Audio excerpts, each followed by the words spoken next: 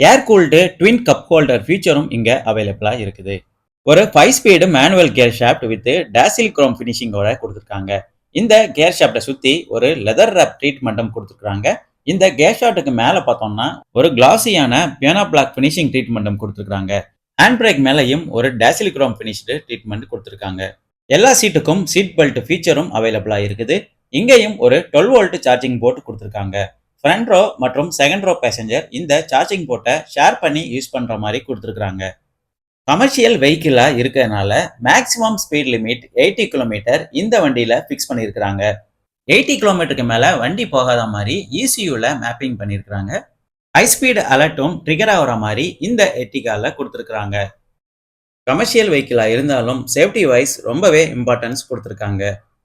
ஒரு டீசென்டான ஸ்பேசியஸான glow box இந்த எர்டிகாவுக்கு கொடுத்திருக்காங்க. கன்சியூமருக்கு